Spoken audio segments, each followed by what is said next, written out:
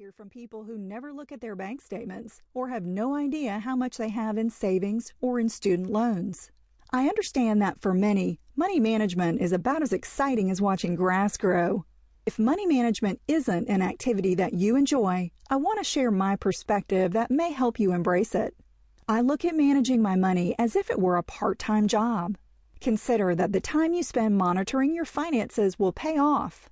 You can make real money by cutting expenses and earning more interest on savings and investments.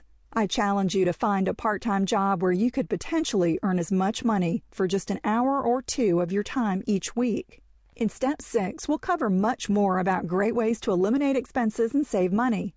But the first priority in assessing your financial situation is to get organized and create a personal financial statement, or PFS for short. I'll tell you exactly how to create yours in a bit. You'll need your PFS to accomplish steps 2, 3, and 4 in this plan for creating a debt-free life, so be sure to make it a priority. Your PFS is an important financial tool that everyone should create and update on a regular basis, perhaps annually or quarterly. It's the best way to get a complete view of your current situation and should be your financial reality check, something like stepping on the scale if you're watching your weight.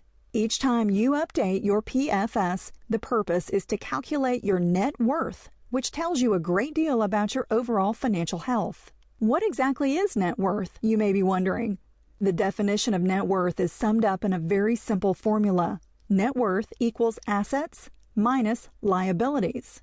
Okay, now let's drill down further to define assets and liabilities. Your assets are things you own that have real value, such as cash accounts, stocks, bonds, real estate, vehicles, personal belongings, and money owed to you. Your liabilities, on the other hand, are the opposite of your assets. Liabilities are your financial obligations to others. They could include a mortgage, car note, credit card debt, or the $50 you owe your neighbor for losing a bet. When you subtract your total liabilities from your total assets, you've figured your net worth. It's really that simple. And yes, it will be a negative number if you owe more than you own. Take a look at a sample personal financial statement at moneygirl.quickanddirtytips.com. You may have more or less information to list, but your goal should be to make it a complete and accurate record. I recommend that you use a spreadsheet format such as an Excel document or a free Google Doc at docs.google.com. To create your PFS, start with your assets by listing them on separate rows from highest to lowest in value. If your home is your largest asset, for example, list it first. Tab over to a column to the right and list each asset's estimated value. Try to get as close as you can to an accurate value. However, you can always revise your estimated valuations at a later time. For now, catalog your possessions and accounts that have monetary value. Instead of taking a lot of time to list many smaller assets individually, try lumping them together in categories. Include a ballpark estimate for the value of your furniture, antiques, artwork, and collectibles, for example, under a category called household possessions. Include computers and televisions under an electronics category. The idea is to consider what you own that would have real value if you sold it today. Remember that the market value of most tangible assets is usually lower than their replacement value. For example, if you paid $2,000 for your 8-year-old computer, you probably could never sell it today for $2,000. So it's best to be conservative with your asset valuations.